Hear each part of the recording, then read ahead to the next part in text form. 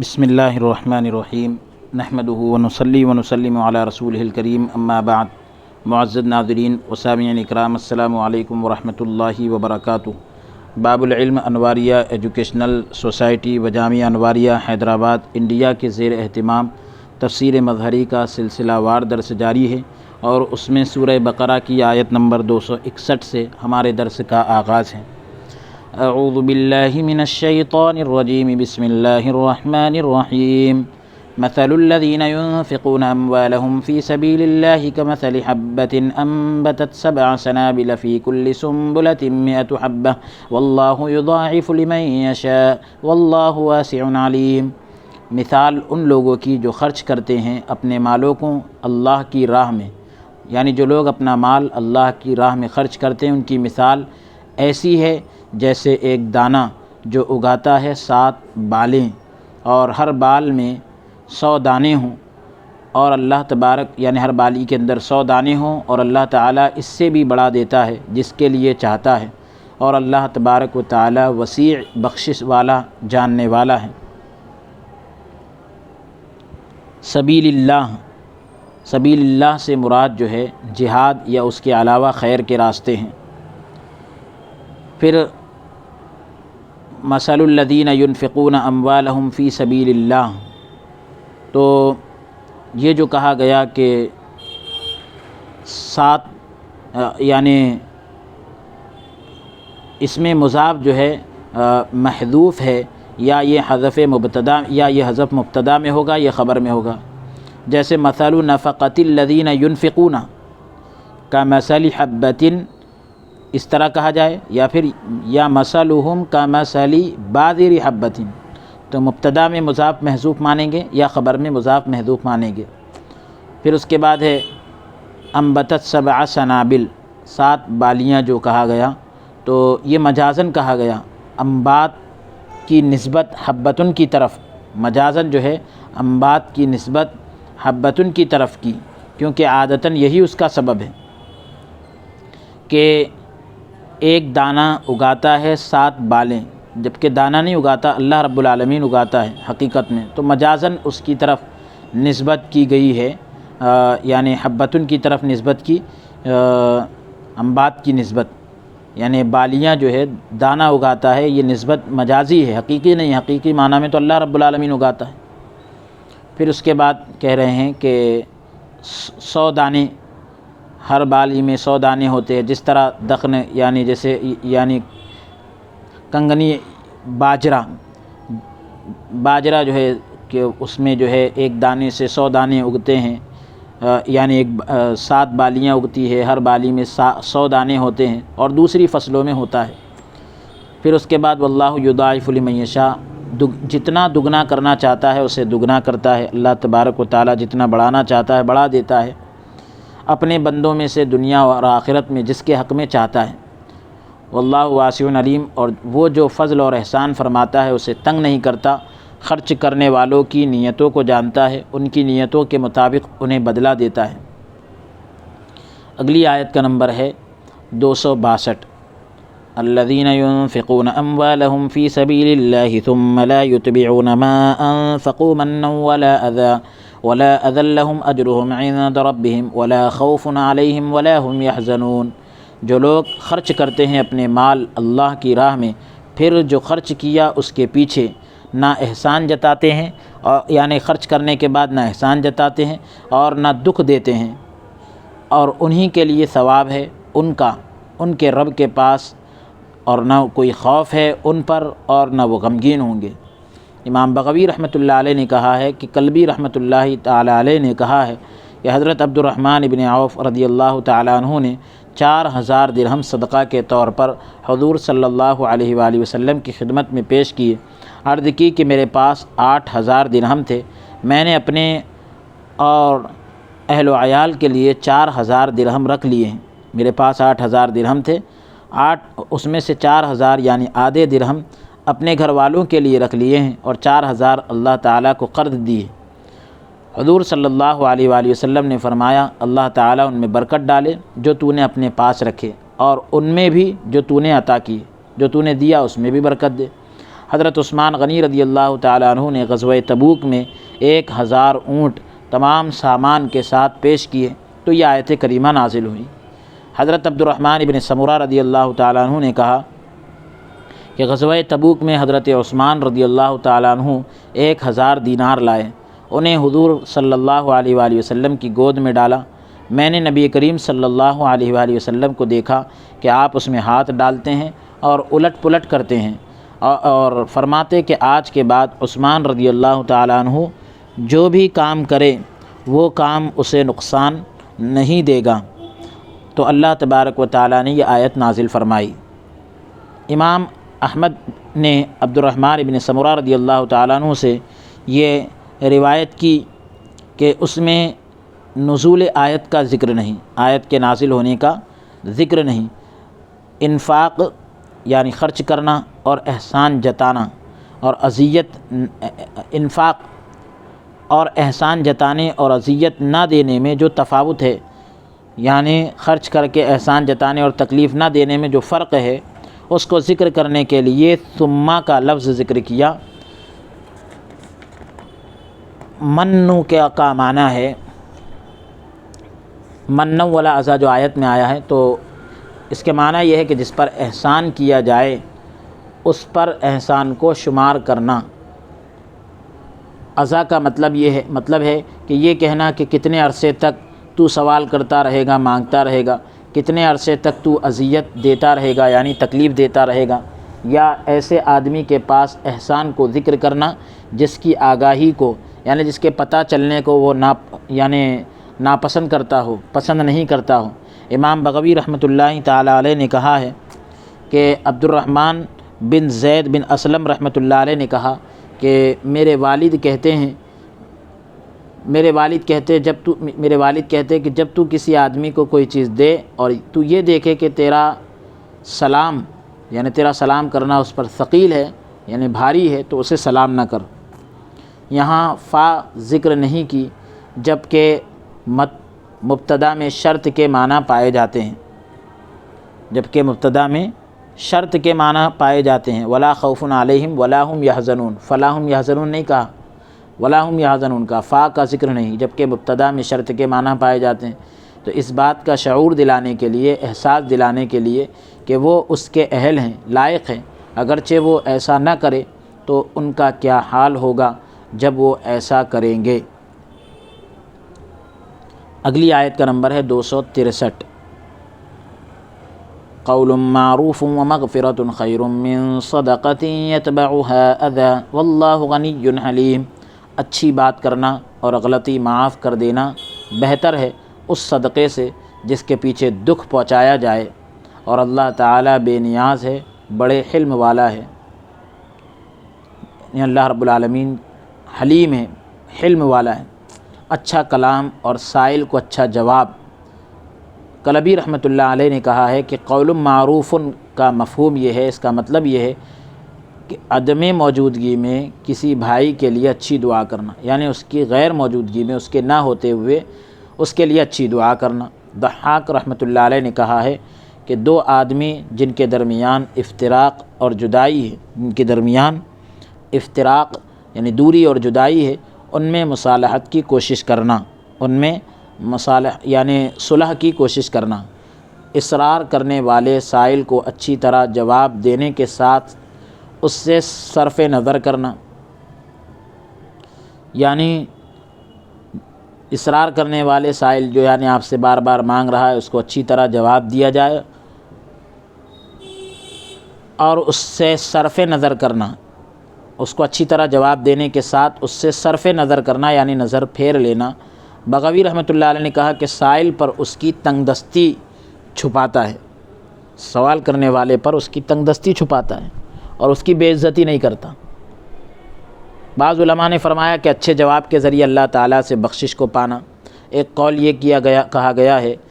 کہ مسئول عنہ یعنی جس کے بارے میں وہ سوال کر رہا ہے اس کو بخش دینا، یعنی اسے معذور سمجھنا اور اس کے جواب کو لوگوں پر ظاہر نہ کرنا۔ کلبی اور ضحاک رحمۃ اللہ علیہ نے کہا ہے کہ مغفرتن سے مراد جو ہے ظالم کو بخش دینا ہے، ومغفرۃ کہا گیا آیت میں، تو مغفرت سے مراد ظالم کو بخش دینا ہے۔ یہ کلام ان دونوں سے خبر ہے۔ نکرہ کو مبتدا بنانا جائز ہے کیونکہ صفت کے ساتھ وہ خاص ہو گیا ہے، اور وہ غنی ہے اس سے کوئی احسان جتلانے، وہ غنی ہے اس سے کوئی احسان جتلائے، وہ غنی ہے اس سے کوئی احسان جتلائے اور اذیت دے کر خرچ کرے، یعنی وہ بے نیاز ہے اس بات سے کہ کوئی احسان جتلائے اور تکلیف دے کر خرچ کرے، تو ایسا خرچ کرنا اللہ کو پسند نہیں ہے۔ مطلب جو آدمی احسان جتلاتا ہے اور تکلیف دیتا ہے، اذیت دیتا ہے، اس کو جلدی سزا دینے میں حلم سے کام لیتا ہے، اللہ رب العالمین حلم سے کام لیتا ہے۔ اگلی آیت کا نمبر ہے آیت نمبر 264۔ یا ایھا الذین آمنوا لا تبطلوا صدقاتکم بالمن والأذى كالذی ينفق ماله رئاء الناس ولا يؤمن بالله واليوم الآخر فمثله كمثل صفوان عليه تراب فأصابه وابل فتركه صلدا لا يقدرون على شيء مما كسبوا والله لا يهدي القوم الكافرين۔ اے ایمان والو، مت ضائع کرو اپنے صدقوں کو احسان جتلا کر اور دکھ پہنچا کر، تکلیف دے کر، اس طرح آدمی کی طرح، یعنی اس آدمی کی طرح جو خرچ کرتا ہے اپنا مال لوگوں کو دکھانے کے لیے اور یقین نہیں رکھتا اللہ پر اور قیامت کے دن پر۔ اس کی مثال ایسی ہے جیسے کوئی چکنی چٹان ہو جس پر مٹی پڑی ہو، پھر برسے اس پر زور کی بارش اور چھوڑ جائے اسے چٹیل صاف پتھر۔ یعنی جو نیکی کر کر احسان جتاتا ہے تو اس کی مثال ایسی ہے اس پتھر کی طرح جس پر کوئی مٹی پڑی ہو اور وہ بارش آنے کی وجہ سے وہ مٹی بالکل صاف ہو جائے، یعنی ختم ہو جائے اور پتھر بالکل صاف ستھرا ہو جائے۔ ریاکار جو دکھاوے کے لیے خرچ کرتے ہیں وہ حاصل نہ کر سکیں گے کچھ بھی، اس سے انہوں نے، یعنی اس چیز سے حاصل نہ کر سکیں گے جو انہوں نے کمایا، اور اللہ تبارک و تعالی ہدایت نہیں دیتا کفر اختیار کرنے والوں کو۔ سائل پر احسان جتلا کر اپنے صدقات کے اجر کو، یعنی ثواب کو ضائع نہ کرو۔ حضرت ابن عباس رضی اللہ تعالیٰ عنہما کا قول ہے کہ اللہ تبارک و تعالیٰ پر احسان جتلا کر، اللہ تعالیٰ پر احسان جتلا کر، یہ مراد ہے۔ ان دونوں میں سے ہر ایک کے ساتھ اپنے صدقات کو ضائع نہ کرو، ان دونوں میں سے ہر ایک کے ساتھ اپنے صدقات کو ضائع نہ کرو۔ حضرت عبداللہ بن عمرو بن عاص رضی اللہ تعالی عنہما سے روایت ہے کہ رسول اللہ صلی اللہ علیہ وآلہ وسلم نے فرمایا، کوئی احسان جتلانے والا اور والدین کی نافرمانی کرنے والا جنت میں داخل نہیں ہوگا۔ اسے نسائی اور دارمی رحمہ اللہ تعالی نے روایت کیا ہے۔ پھر اس کے بعد آیت میں ذکر کیا گیا حرف کاف، اس آدمی کی طرح مثال دی گئی، یعنی اس آدمی کی طرح جو خرچ کرتا ہے اپنا مال لوگوں کو دکھانے کے لیے، تو کاف جو ہے محل نصب میں ہے، حالت نصبی کے اندر ہے، مفعول مطلق کی حیثیت سے یا حال ہونے کی حیثیت سے، یعنی ریاکار کی طرح یا اس کے ہم مثل بنتے ہوئے، یعنی اس کی طرح بنتے ہوئے۔ لفظ رعاءً مفعول لہو حال یا مفعول مطلق کی حیثیت سے منصوب ہے، زبر والا ہے کہ لوگوں کو دکھانے کے لیے، ریاکاری کرتے ہوئے، دکھاوے کے لیے، یا رعا والا خرچ کرتے ہوئے، دکھاوے کے طور پر خرچ کرتے ہوئے۔ پھر اس کے بعد ہے کہ قیامت کے دن پر جو ایمان رکھتا ہے، رعاء الناس ولا یؤمن باللہ والیوم الآخر، تو یہ صدقے کو باطل کرنے کی قید نہیں، کیونکہ صدقہ تو ریا کے ساتھ باطل ہو جاتا ہے۔ اگرچہ خرچ کرنے والا اللہ تبارک و تعالیٰ پر اور یوم آخرت پر، یعنی قیامت کے دن پر ایمان رکھتا ہے، لیکن یہاں اس کا ذکر اس لیے کیا کہ مومنوں کو تنبیہ کی جائے، آگاہ کیا جائے، باخبر کیا جائے کہ یہ مومنوں کا کام نہیں بلکہ یہ منافق کی خصلت ہے، اس کی عادت ہے۔ ریاکار کی مثال اس ملائم پتھر کی مانند ہے، اس ملائم پتھر کی طرح ہے۔ صفوان واحد ہے، اس کی جمع صفی و صفی آتی ہے، ایک قول یہ کیا گیا ہے، ایک بات یہ کہی گئی کہ صفوان جمع ہے، اس کی واحد صفوانتن ہے۔ پھر اس کے بعد ہے کہ فترکہ فاصابہ وابل، ایسی بارش جس کے موٹے قطرے ہوں، وابل ایسی بارش کو کہتے ہیں جس کے موٹے قطرے ہوں۔ فترکہ صلدا، صاف پتھر یعنی بالکل ملائم، جس پر کوئی مٹی نہ ہو۔ پھر اس کے بعد ہے کہ حاصل نہ کر سکیں گے کچھ بھی اس سے جو انہوں نے کمایا، تو ضمیر جو ہے معنی کے اعتبار سے اس میں موصول کی طرف لوٹ رہی ہے، کیونکہ اس سے مراد جنس یا جمع ہے،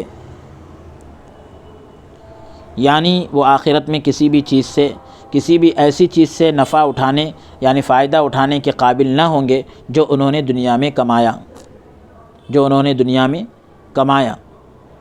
اور اللہ تبارک و تعالی ہدایت نہیں دیتا کفر اختیار کرنے والوں کو۔ تو اس میں اشارتاً بات کی گئی ہے، اشارے کے طور پر کلام کیا گیا کہ ریا، دکھاوا، احسان جتلانا اور اذیت یعنی تکلیف دینا یہ کافروں کا کام ہے، مومن کو زیب نہیں دیتا، یعنی مومن کے لائق نہیں کہ ان چیزوں کا ارتکاب کرے، یہ کام کرے۔ اس کا معنی یہ ہوگا کہ جس نے ان میں سے کوئی کام کیا وہ منعم حقیقی یعنی حقیقی طور پر نعمت دینے والے کی نعمتوں کا انکار کرنے والا ہوگا، یعنی اللہ رب العالمین کا انکار کرنے والا ہوگا۔ حضرت ابو ہریرہ رضی اللہ تعالیٰ عنہ سے روایت ہے کہ اللہ تبارک و تعالیٰ نے فرمایا، میں شریکوں کے شرک سے غنی ہوں، شرک کرنے والوں کے شرک سے پاک ہوں، بے نیاز ہوں۔ جس نے کوئی ایسا کام کیا جس میں اس نے میرے ساتھ کسی اور کو شریک کیا، میں اسے اور اس کے شرک کو چھوڑ دیتا ہوں، یہ روایت صحیح مسلم کتاب الزہد کے اندر ہے۔ ایک اور روایت میں ہے کہ میں اس سے بری ہوں، وہ اس کے لیے ہے جس کے لیے اس نے عمل کیا ہے، اسے امام مسلم رحمۃ اللہ علیہ نے روایت کیا ہے۔ حضرت جندب رضی اللہ عنہ سے روایت ہے کہ جو شہرت طلبی کے لیے یعنی شہرت کو مانگنے کے لیے، شہرت حاصل کرنے کے لیے عمل کرتا ہے، اللہ تعالیٰ بھی اس کا عمل شہرت طلبی کے لیے بنا دیتا ہے، یعنی وہ بہت مشہور تو ہو جاتا ہے لیکن ثواب سے محروم ہو جاتا ہے۔ اور جو ریاکاری کرتا ہے اللہ تبارک و تعالیٰ اس کے کام کو ریاکاری قرار دیتا ہے، یعنی وہ اس کا عمل دکھاوے کا ہی ہو جاتا ہے۔ متفق علیہ، یہ روایت بخاری اور مسلم دونوں میں آئی ہے۔ حضرت ابو سعید خدری رضی اللہ تعالیٰ عنہ سے روایت ہے کہ رسول اللہ صلی اللہ علیہ وآلہ وسلم نے فرمایا کہ جب اللہ تبارک و تعالیٰ اس روز لوگوں کو جمع کرے گا جس میں کوئی شک نہیں ہوگا، یعنی وہاں شک کی کوئی گنجائش نہیں، تو ایک ندا کرنے والا ندا کرے گا، آواز لگانے والا آواز دے گا کہ جس کسی نے اللہ کے لیے عمل کرتے ہوئے اس کے ساتھ کسی کو شریک کیا، وہ اللہ تبارک و تعالیٰ کے علاوہ کسی اور سے ہی بدلہ طلب کرے، کسی اور سے ہی بدلہ مانگ لے۔ بے شک اللہ تعالیٰ شریکوں کے شرک سے غنی ہے، بے نیاز ہے شرک کرنے والوں کے شرک سے۔ اسے امام احمد رحمۃ اللہ علیہ نے روایت کیا ہے۔ حضرت معاذ بن جبل رضی اللہ تعالیٰ عنہ سے روایت ہے کہ انہوں نے کہا کہ میں نے رسول اللہ صلی اللہ علیہ وآلہ وسلم سے سنا کہ بے شک تھوڑا سا ریا بھی، تھوڑا سا دکھاوا بھی شرک ہے۔ اس حدیث کو ابن ماجہ رحمۃ اللہ علیہ نے روایت کیا ہے۔ حضرت شداد بن اوس رضی اللہ تعالیٰ عنہ سے مروی ہے، روایت ہے کہ وہ کہتے ہیں کہ میں نے رسول اللہ صلی اللہ علیہ وآلہ وسلم سے سنا، جس نے ریاکاری کرتے ہوئے دکھاوے کے طور پر یعنی نماز پڑھی، یعنی دکھاوے کے طور پر نماز پڑھی، اس نے شرک کیا، اور جس نے ریاکاری کرتے ہوئے روزہ رکھا اس نے شرک کیا، جس نے ریاکاری کرتے ہوئے صدقہ کیا اس نے شرک کیا۔ اسے امام احمد رحمۃ اللہ علیہ نے روایت کیا ہے۔ محمود بن لبید سے مروی ہے، روایت ہے کہ نبی کریم صلی اللہ علیہ وآلہ وسلم نے فرمایا، میں تمہارے بارے میں سب سے زیادہ جس چیز سے ڈرتا ہوں وہ شرک اصغر ہے، چھوٹا شرک ہے۔ لوگوں نے حضور صلی اللہ علیہ وآلہ وسلم سے عرض کی کہ شرک اصغر کیا ہے؟ فرمایا کہ ریا ہے۔ اسے امام احمد رحمۃ اللہ علیہ نے روایت کیا ہے۔ امام بیہقی رحمۃ اللہ علیہ نے شعب الایمان میں یہ زیادہ کہا، یعنی اس لفظ کا اضافہ کیا کہ اللہ تبارک و تعالی جس روز یعنی جس دن لوگوں کو ان کے اعمال کی جزا دے گا، اعمال کا بدلہ دے گا، وہ لوگوں سے فرمائے گا کہ ان کے پاس جاؤ جن کے لیے تم دنیا میں ریاکاری کرتے تھے، یعنی دنیا میں جن کو دکھانے کے لیے تم کام کرتے تھے ان کے پاس جاؤ اجر کے لیے، یعنی بدلہ لینے کے لیے، دیکھو تو صحیح کیا ان کے پاس کوئی جزا اور خیر پاتے ہو، یعنی کوئی بھلائی کی چیز ان کے پاس تم کو ملتی ہے۔ حضرت شداد بن اوس رضی اللہ تعالیٰ عنہ سے مروی ہے، روایت ہے، کہا کہ میں نے رسول اللہ صلی اللہ علیہ وآلہ وسلم سے سنا، میں اپنی امت پر شرک اور مخفی خواہش نفسانی سے ڈرتا ہوں، شرک اور یعنی چھپی ہوئی نفسانی خواہشوں سے ڈرتا ہوں۔ میں نے عرض کی کہ کیا آپ صلی اللہ علیہ وآلہ وسلم کے بعد آپ صلی اللہ علیہ وآلہ وسلم کی امت شرک کرے گی؟ فرمایا ہاں، وہ کسی سورج، چاند، پتھر اور بت کی عبادت نہیں کریں گے، لیکن وہ اپنے اعمال میں، اپنے افعال میں، اپنے عمل میں مخفی یعنی چھپی ہوئی خواہش نفسانی کے ساتھ ریاکاری کریں گے۔ ان میں سے ایک آدمی روزے کی حالت میں صبح کرے گا تو اس کی خواہشات نفسانی میں ایک خواہش شہوات لاحق ہوگی، اور وہ یعنی شہوات کی خواہش جو ہے لاحق ہوگی اور وہ اپنا روزہ چھوڑ دے گا۔ اسے امام احمد اور بیہقی رحمہ اللہ تعالیٰ نے روایت کیا ہے، اسے امام احمد اور بیہقی رحمہ اللہ تعالیٰ نے روایت کیا ہے۔ حضرت ابو ہریرہ رضی اللہ تعالیٰ عنہ سے مروی ہے، روایت ہے کہ قیامت کے روز، قیامت کے دن سب سے پہلے جس آدمی کے خلاف فیصلہ ہوگا وہ ایک شہید ہوگا، اسے لایا جائے گا، اللہ تبارک و تعالیٰ اس پر اپنے انعامات کا ذکر کرے گا، وہ اعتراف کرے گا، یعنی ہر چیز کو قبول کرے گا۔ اللہ تبارک و تعالیٰ فرمائے گا کہ تو نے کیا عمل کیا؟ وہ بندہ کہے گا میں نے تیری راہ میں، تیرے راستے میں جہاد کیا، یہاں تک کہ میں شہید ہو گیا۔ اللہ تبارک و تعالیٰ فرمائے گا تو نے جھوٹ بولا، تو نے جھوٹ کہا، بلکہ تو نے اس لیے قتال کیا، یعنی جہاد اس لیے کیا کہ لوگ تجھے بہادر کہیں، تو تجھے بہادر کہا گیا، پھر یعنی کہا جا چکا، پھر اس کے بارے میں حکم ہوگا کہ اسے منہ کے بل گھسیٹا جائے گا، اور اسے منہ کے بل گھسیٹا جائے گا یہاں تک کہ اسے جہنم میں ڈال دیا جائے گا۔ اور ایک آدمی ہوگا جس نے علم سیکھا اور سکھایا، اس نے قرآن پڑھا، اسے لایا جائے گا، اللہ تعالیٰ اس کے سامنے اپنی نعمتوں کا ذکر کرے گا، وہ اعتراف کرے گا، انہیں قبول کرے گا کہ ہاں یہ نعمتیں مجھے ملی۔ اللہ تبارک و تعالیٰ فرمائے گا تو نے کیا کیا؟ وہ عرض کرے گا کہ میں نے علم سیکھا، اسے سکھایا، میں نے تیرے لیے قرآن پڑھا۔ اللہ تبارک و تعالیٰ فرمائے گا کہ تو نے جھوٹ بولا، بلکہ تو نے علم اس لیے حاصل کیا کہ تاکہ تجھے عالم کہا جائے، تو نے قرآن پڑھا تاکہ تجھے قاری کہا جائے، پھر اس کے بارے میں حکم ہوگا، اسے منہ کے بل گھسیٹا جائے گا اور اسے جہنم میں ڈال دیا جائے گا۔ ایک اور آدمی ہوگا جس کو اللہ تعالیٰ نے وسیع رزق دیا ہوگا، یعنی کشادہ رزق دیا ہوگا اور تمام قسم کے مال دیے ہوں گے، اسے لایا جائے گا، اللہ تعالیٰ اسے اپنی نعمتیں یاد دلائے گا۔ اللہ تعالیٰ فرمائے گا تو نے کیا کیا؟ وہ کہے گا کہ میں نے کوئی ایسی راہ نہیں چھوڑی، کوئی ایسا راستہ نہیں چھوڑا جس میں مال خرچ کرنا تو پسند کرتا ہے، مگر میں نے اس میں اپنا مال خرچ کیا، یعنی ہر وہ راستہ جس میں تو مال خرچ کرنے کو پسند کرتا ہے میں نے اس میں اپنا مال خرچ کیا۔ اللہ تبارک و تعالیٰ فرمائے گا کہ تو نے جھوٹ بولا، تو نے یہ سب کچھ اس لیے کیا کہ تجھے سخی کہا جائے، بس تجھے سخی کہا گیا، پھر اس کے بارے میں حکم دے گا، اسے منہ کے بل گھسیٹا جائے گا اور جہنم میں ڈال دیا جائے گا۔ اسے امام مسلم رحمۃ اللہ علیہ نے روایت کیا ہے۔ امام بغوی رحمۃ اللہ علیہ نے اسی کی مثل یعنی اسی طرح روایت کیا ہے، اور اس کے آخر میں یہ ہے کہ رسول اللہ صلی اللہ علیہ وآلہ وسلم نے میرے گھٹنے پر ہاتھ مارا، فرمایا کہ اے ابو ہریرہ، یہی 3 وہ پہلے لوگ ہوں گے جن سے اللہ تعالیٰ قیامت کے روز جہنم کی آگ کو بھڑکائے گا۔ اللہ اکبر، اللہم احفظنا۔ اگلی آیت کا نمبر ہے آیت نمبر 265۔ وَمَثَلُ الَّذِينَ يُنْفِقُونَ أَمْوَالَهُمُ ابْتِغَاءَ مَرْضَاتِ اللَّهِ وَتَثْبِيتًا مِّنْ أَنفُسِهِمْ كَمَثَلِ جَنَّةٍ بِرَبْوَةٍ أَصَابَهَا وَابِلٌ فَآتَتْ أُكُلَهَا ضِعْفَيْنِ فَإِن لَّمْ يُصِبْهَا وَابِلٌ فَطَلٌّ وَاللَّهُ بِمَا تَعْمَلُونَ بَصِيرٌ۔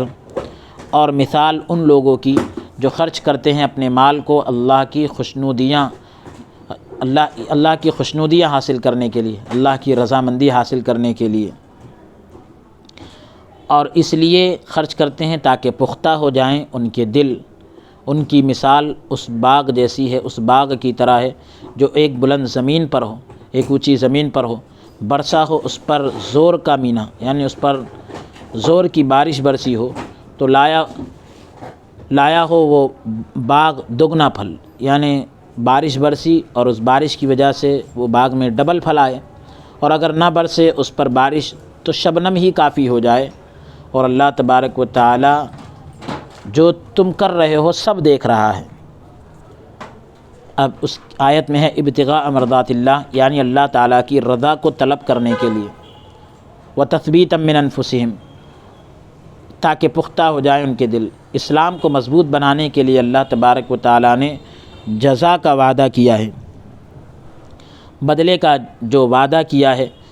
ثواب کا جو وعدہ کیا ہے، اس کی تصدیق کرنے کے لیے اور اس کو سچ بتانے کے لیے اور ثواب کی نیت کے طور پر۔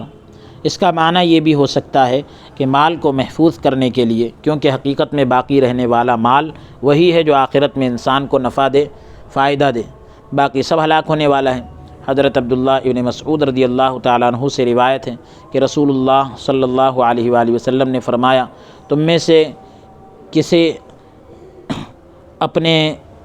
سے کسے یعنی کس کو اپنے وارث کا مال اپنے مال سے زیادہ محبوب ہے، اپنے وارث کا مال اپنے مال سے زیادہ پسندیدہ ہے؟ سب نے عرض کی، یا رسول اللہ صلی اللہ علیہ وآلہ وسلم، ہم میں سے ہر ایک کو اپنا مال وارث کے مال سے زیادہ پسندیدہ ہے۔ آپ صلی اللہ علیہ وآلہ وسلم نے فرمایا، اس کا مال وہی ہے جو اس نے آگے بھیج دیا، اس کا مال وہی ہے جو اس نے آگے خرچ کر دیا، اللہ کی رضا کی خاطر خرچ کر دیا، اور اس کے وارث کا مال وہ ہے جو اس نے پیچھے چھوڑا ہے۔ اسے امام بخاری رحمۃ اللہ علیہ نے روایت کیا ہے۔ حضرت عائشہ صدیقہ رضی اللہ تعالی عنہ سے مروی ہے، روایت ہے کہ انہوں نے بکری ذبح کی، نبی کریم صلی اللہ علیہ وآلہ وسلم سے پوچھا، نبی کریم صلی اللہ علیہ وآلہ وسلم نے پوچھا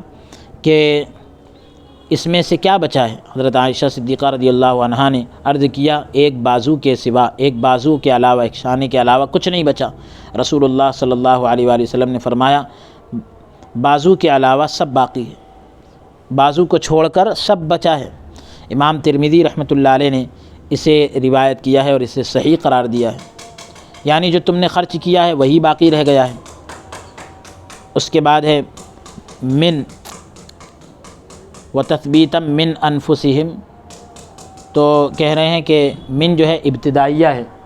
من جو ہے ابتدائیہ ہے، تثبیت کے متعلق ہے، تثبیت سے اس کا تعلق ہے، یعنی ایمان کی تثبیت، ایمان کو ثابت رکھنے اور ایمان پر جمے رہنے اور تصدیق کے لیے، یا اپنی ذات سے مال خرچ کرنا شروع کریں، یا من جو ہے تبعیدیہ ہے، یعنی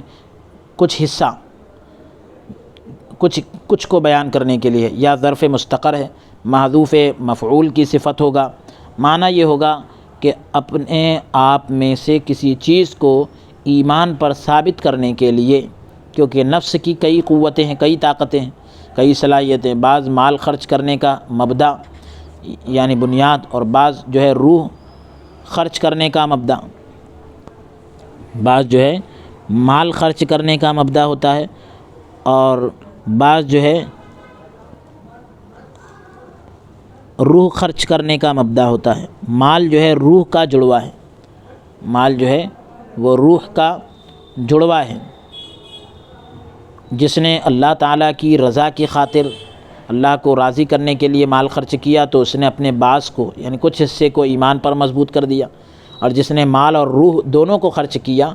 تو اس نے جو ہے اپنے آپ کو مکمل طور پر ایمان پر ثبت کر دیا، یعنی جمائے رکھا۔ امام بیضاوی رحمۃ اللہ علیہ نے ارشاد فرمایا کہ اس میں یہ تنبیہ ہے، اس میں یہ تنبیہ ہے، انفاق میں منفق کے لیے، خرچ کرنے والے کے لیے یہ حکمت ہے کہ وہ اپنے نفس کو، اپنے آپ کو بخل اور مال کی محبت سے پاک کرے، یعنی کنجوسی سے اور مال کی محبت سے اپنے آپ کو پاک کرے۔ اسی وجہ سے امام ابو حنیفہ رحمۃ اللہ علیہ نے فرمایا کہ بچے کے مال میں زکوٰۃ فرض نہیں ہوتی، بچے کے مال میں زکوٰۃ فرض نہیں ہوتی تاکہ ولی ادا کرے، کیونکہ زکوٰۃ کی حکمت مکلف کو یعنی جس کو پابند بنایا جا رہا ہے مال خرچ کرنے میں آزمانا ہے، جو روح کا جڑواں ہے یعنی روح سے اس کا تعلق ہے، تاکہ وہ اللہ تعالیٰ کی رضا حاصل کرے۔ یہ چیز جو ہے ولی کی طرف سے زکوٰۃ دینے سے حاصل نہیں ہوتی، یہ چیز جو ہے ولی کی طرف سے زکوٰۃ دینے سے حاصل نہیں ہوتی۔ اللہ تبارک و تعالیٰ کی جنت کا یہ چیز ولی کی طرف سے زکوٰۃ دینے سے حاصل نہیں ہوتی۔ اگلا لفظ ہے کمثل جنتن، تو جنت کا معنی باغ ہے، جنت کا معنی باغ ہے۔ ابن عامر اور عاصم رحمہم اللہ تعالیٰ نے یہاں اور سورہ مومنین میں را کے فتحہ کے ساتھ یعنی زبر کے ساتھ پڑھا ہے، باقی قراء نے را کے ضمہ کے ساتھ پڑھا ہے۔ یہ دونوں لغتیں ہیں۔ ربوتن کا معنی بلند جگہ، جو ہموار ہو، لیول میں ہو، برابر ہو، جس میں نہریں بہتی ہوں، پانی اس پر غالب ہوتا ہے، نہ وہ پانی سے بہت بلند ہوتی ہے، پانی اس پر غالب ہوتا ہے، نہ وہ پانی سے بہت بلند ہوتی ہے، یعنی برابر میں ہوتی ہے، لیول میں ہوتی ہے۔ یہاں باغ کی یہ صفت ذکر کی ہے کیونکہ اس کے درخت بہت اچھے اور عمدہ ہوتے ہیں، وابل ایسی بارش کو بولتے ہیں جو موٹے قطرات والی ہو، موٹی بوند والی ہو، قطرے والی ہو۔ بربوتن اصابہا وابل فآتت اکلہا ضعفین، وہ باغ جو ہے دگنا پھل دیتا ہے۔ نافع اور ابن کثیر اور ابو عمرو رحمہم اللہ نے اکلہا، تو اکل کو کاف کے سکون کے ساتھ اکل یعنی پڑھا ہے، کاف کے جزم کے ساتھ پڑھا ہے، باقی قراء نے اسے ضمہ کے ساتھ پڑھا ہے، اس کا یعنی پیش کے ساتھ پڑھا ہے، اس کا معنی پھل ہے۔ ضعفین حال ہونے کی حیثیت سے منصوب ہے، زبر والا ہے، یعنی جتنا بغیر بارش کے پھل دیتا ہے بارش کے ساتھ دگنا دیتا ہے۔ یہاں ضعف سے مراد مثل ہے، جس طرح اللہ تبارک و تعالیٰ کے ارشاد زوجین اثنین میں زوجین سے مراد زوج ہے۔ ایک قول یہ بھی کیا گیا ہے، ایک بات یہ بھی کہی گئی کہ ضعفین سے 4 گنا مراد ہے۔ پھر اس کے بعد ہے کہ فطل فَإِن لَّمْ يُصِبْهَا وَابِلٌ فَطَلَّ، تو صاحب تفسیر نے یہاں کئی ترکیبوں کی طرف اشارہ کیا ہے۔ ایک میں طل موصوف اور اصابہ جملہ محذوف، یہاں ایک محذوف مانا جائے گا جملہ، تو طل صفت، طل موصوف، اور جو جملہ محذوف اصابہ اس کی صفت ہے، یا اصابہ جملہ محذوف اور طل اس کا فاعل ہے، تو وہ باغ ایک قدر پھل دیتا ہے۔ دونوں تقدیروں پر یعنی دونوں عبارت مقدر ماننے پر یعنی موٹے قطرات والی بارش اسے پہنچے یا نہ پہنچے، اس کا پھل ضائع نہیں ہوتا، پھل بیکار نہیں ہوتا۔ اس کا معنی یہ ہے کہ پھوار بھی اس کے لیے کافی ہو جاتی ہے، ہلکی سی شبنم، ہلکی سی بارش بھی جو ہے اس کے لیے کافی ہو جاتی ہے، کیونکہ زمین عمدہ اور آب و ہوا ٹھنڈی ہے، زمین اچھی ہے اور آب و ہوا ٹھنڈی ہے، تو ہلکی سی پھوار بھی، ہلکے سے یعنی شبنم بھی کافی ہو جاتی ہے۔ طلٌ چھوٹے قطرات والی بارش کو کہتے ہیں۔ معنی اس صورت میں یہ ہوگا، یعنی مضاف محذوف ماننے کی صورت میں یہ ہوگا کہ وہ لوگ جو مال خرچ کرتے ہیں ان کی مثال اس باغ جیسی ہے، جس طرح اس باغ کا پھل ضائع نہیں ہوتا، اسی طرح مومن کے نفقات یعنی خرچ بھی جو ہے باطل نہیں ہوتے، جو بھی خرچ کرتا ہے وہ چیزیں باطل نہیں ہوتی، بلکہ اگر اس کے ساتھ ایسی چیزیں مل جائیں جو اس کے اجر میں اضافے کا یعنی بڑھوتری کا باعث ہو، ذریعہ ہو، تو اس کے اجور میں، اس کے اجر میں اضافہ کر دیا جاتا ہے جتنا اللہ تبارک و تعالیٰ چاہے، یا اس کے ساتھ کوئی ایسی چیز نہ ملے گی تو اس کا اصل عمل باطل نہیں ہوگا اور اجر کو واجب کرے گا اور اجر کو ضروری قرار دے گا، یا بغیر تقدیر کلام کے معنی کریں گے، بغیر تقدیر یعنی کلام مقدر مانے بغیر معنی کریں گے کہ وہ مومن جو مال خرچ کرتا ہے اس کی مثال باغ جیسی ہے، یعنی جس طرح باغ بارش کے حساب سے پھلدار ہوتا ہے، اسی طرح خرچ کرنے والے کو نفقہ یعنی خرچ کے حساب سے اجر دیا جاتا ہے، وہ مال تھوڑا ہو یا زیادہ ہو، اس میں سے کوئی چیز ضائع نہیں ہوتی، اب اس کے بعد جو آخری آیت کا جملہ ہے واللہ بما تعملون بصیر، تو یہ جملہ جو ہے دونوں فریقوں کے متعلق ہے، دونوں گروہ کے تعلق سے ہے کہ جو اپنے صدقات احسان جتلا کر اور اذیت دے کر تکلیف دے کر ضائع کرتے ہیں، یا اپنے اپنے اموال کو لوگوں کو دکھانے کے لیے خرچ کرتے ہیں، اور جو اپنے اموال کو اللہ کی رضا کے لیے حاصل کرتے ہیں، اللہ کی رضا حاصل کرنے کے لیے خرچ کرتے ہیں، تو دونوں کے تعلق سے کہا گیا کہ واللہ بما تعملون بصیر، یعنی اللہ رب العالمین کو تمہارے سب کاموں کی خبر ہے کہ تم احسان جتلا کر اذیت دے کر اور اپنے مال کو لوگوں کو دکھانے کے لیے خرچ کر رہے، اللہ رب العالمین کو اس کی بھی خبر ہے، اور اگر اللہ کی رضا کے لیے خرچ کر رہے ہیں اس کی بھی خبر ہے۔ تو اس آیت میں تحذیر بھی ہے اور ترغیب بھی ہے، ڈرایا بھی جا رہا ہے اور رغبت بھی دلائی جا رہی ہے۔ اگلی آیت کا نمبر ہے آیت نمبر 266۔ أَيَوَدُّ أَحَدُكُمْ أَن تَكُونَ لَهُ جَنَّةٌ مِّن نَخِيلٍ وَأَعْنَابٍ تَجْرِي مِن تَحْتِهَا الْأَنْهَارُ لَهُ فِيهَا مِن كُلِّ الثَّمَرَاتِ وَأَصَابَهُ الْكِبَرُ وَلَهُ ذُرِّيَّةٌ ضُعَفَاءُ فَأَصَابَهَا إِعْصَارٌ فِيهِ نَارٌ فَاحْتَرَقَتْ كَذَلِكَ يُبَيِّنُ اللَّهُ لَكُمُ الْآيَاتِ لَعَلَّكُمْ تَتَفَكَّرُونَ۔ کیا پسند کرتا ہے کوئی تم میں سے کہ ہو اس کا ایک باغ کھجوروں اور انگوروں کا، اور بہتی ہوں اس کے نیچے ندیاں، کھجور اور انگور کے علاوہ اس کے لیے اس میں ہر قسم کے اور بھی پھل ہوں، اور پھل بھی ہوں، اور آ لیا ہو اسے بڑھاپے نے، یعنی اس کو بڑھاپا آ گیا اور اس کی اولاد بھی کمزور ہو، تو کیا وہ پسند کرتا ہے کہ پہنچے اس کے باغ کو بگولا، یعنی آگ کا ایک بگولا جس میں آگ ہو، اور پھر وہ باغ جل بھن جائے؟ ایسے ہی کھول کر بیان کرتا ہے اللہ تبارک و تعالیٰ تمہارے لیے اپنی آیتیں تاکہ تم غور و فکر کرو۔ یہاں حمزہ جو ہے انکار کے لیے ہے، یہاں حمزہ انکار کے لیے، اور یہ آیت یا ایھا الذین آمنوا سے لے کر اخیر تک اس کے ساتھ متعلق ہے۔ نخیل اور اعناب جنت کا بیان ہے، جنت کا بیان ہے، باغ میں ہر قسم کے درخت ہوتے ہیں، ان دونوں کو ان کے شرف، بزرگی اور منافع یعنی فائدے کی کثرت زیادہ ہونے کی وجہ سے ذکر میں غلبہ دیا، یعنی ذکر بیان کرنے میں غلبہ دے دیا، آگے کر دیا۔ پھر کل الثمرات کا ذکر فرمایا، تمام پھلوں کا، تاکہ اس پر دلالت ہو کہ باغ جو ہے صرف انہی دو قسم کے درختوں پر محدود نہیں، اسی کے اندر حد بندی نہیں ہے، اسی کے اندر گھرا ہوا نہیں۔ اب پھر کہہ رہے ہیں کہ بڑھاپا اس کو آ گیا اور وہ بہت کمزور ہے، یعنی وہ محنت مزدوری پر قادر نہ رہے، تو یہاں واو جو ہے حالیہ ہے، حال بیان کرنے کے لیے، حالت بتانے کے لیے۔ وقد اصابہ الکبر کے معنی میں، یعنی اس حال میں کہ اس کو بڑھاپا پہنچ گیا، یا واو عاطفہ ہے اور معنی کا عطف معنی پر ہوگا۔ ایود احدکم لو کانت لہ جنت واصابہ الکبر، کیا تم میں سے کوئی چاہتا ہے کہ اگر اس کا کوئی باغ ہو اس حال میں کہ اس کو بڑھاپا پہنچ گیا، یعنی چھوٹے بچے یا عورتیں ہوں جو کما نہ سکتے ہو، اس کے وَلَهُ ذُرِّيَّةٌ ضُعَفَاء یعنی چھوٹے بچے یا عورتیں چھوڑ کر جا رہا ہو جو کما نہ سکتے ہو۔ واو عاطفہ ہے، اس کا عطف جو ہے اصابہ پر ہے، یا حالیہ ہے، واو حال کا ہے، اور اصابہ کی ضمیر سے حال ہے،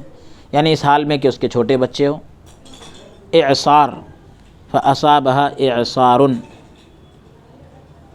کہ پہنچے اس باغ کو بگولا، اعصار سے مراد بگولا ہے، اس کا عطف اصابہ پر ہے، یا معنی کے اعتبار سے تکونو پر عطف ہے، تکونو پر عطف ہے۔ معنی یہ ہے کہ تم میں سے کوئی بھی پسند نہیں کرتا کہ اس کا عمدہ مال ہو، جس طرح ذکر کیا گیا ہے۔ اب جب اسے مال کی سخت ضرورت ہوتی ہے تو وہ جل جاتا ہے، جب تک وہ عالم فنا میں رہے گا خائب اور خاسر رہے گا، یعنی خسارے میں رہے گا، نقصان میں رہے گا، تو وہ کس طرح پسند کرے گا کہ قیامت کے دن اس کی نیکیاں ضائع ہو جائیں، بیکار ہو جائیں، جب اسے ان کی سخت ضرورت ہوگی، نیکیوں کی جب کہ سخت ضرورت ہوگی کہ وہ ہمیشہ کے لیے خائب اور خاسر ہو جائے۔ یعنی یہ فانی دنیا کے اندر کوئی بھی خسارے میں رہنا پسند نہیں کرتا، تو ہمیشہ کی زندگی میں خسارے میں رہنے کو آدمی کیسے پسند کر سکتا ہے؟ حضرت عبید بن عمیر رضی اللہ تعالیٰ عنہ نے کہا کہ حضرت عمر رضی اللہ تعالیٰ عنہ نے اصحاب نبی سے کہا، حضور علیہ السلام کے صحابہ سے کہا، کیا تم جانتے ہو کہ یہ آیت کس کے حق میں نازل ہوئی، کس کے بارے میں نازل ہوئی؟ صحابہ رضی اللہ تعالیٰ عنہم نے کہا کہ اللہ تعالیٰ بہتر جانتا ہے۔ تو حضرت عمر رضی اللہ تعالیٰ عنہ سخت غصہ ہوئے، فرمایا کہ سخت غصہ ہوئے اور فرمایا کہو کہ ہم جانتے ہیں یا نہیں جانتے، دو میں سے ایک بات کہو۔ حضرت عبداللہ بن عباس رضی اللہ تعالیٰ عنہما نے کہا کہ اس کے بارے میں میرے پاس علم ہے۔ تو حضرت عمر رضی اللہ عنہ نے فرمایا کہ بھتیجے کہو اور اپنے آپ کو حقیر نہ جانو، کمتر نہ سمجھو۔ حضرت عبداللہ بن عباس رضی اللہ تعالیٰ عنہما نے کہا کہ اس میں ایک عمل کی مثال دی گئی ہے۔ حضرت عمر رضی اللہ تعالیٰ عنہ نے فرمایا کہ ایک آدمی کی مثال دی گئی ہے۔ حضرت عبداللہ بن عباس رضی اللہ عنہما نے کہا کہ عمل کی مثال دی گئی، اور عمر رضی اللہ تعالیٰ عنہ نے فرمایا کہ ایک آدمی کی مثال دی گئی ہے۔ یہ آیت کے اندر وہ اللہ تبارک و تعالیٰ کی فرما برداری کے کام کرتا ہے، پھر اللہ تعالیٰ اس کے پاس شیطان بھیجتا ہے تو وہ نافرمانی کے کام شروع کر دیتا ہے، یہاں تک کہ وہ اپنے اعمال کو جلا دیتا ہے، ختم کر دیتا ہے۔ لعلکم تتفکرون، ان کے ذریعے سے تم عبرت حاصل کرتے ہو۔ اللہ تبارک و تعالی ہمیں قول سے زیادہ عمل کی توفیق عطا فرمائے۔ آیت نمبر 266 پر ہم اپنے درس کا اختتام کرتے ہیں۔ صلی اللہ تعالی وسلم علی خیر خلق محمد وعلی آلہ وصحبہ اجمعین والحمد للہ رب العالمین۔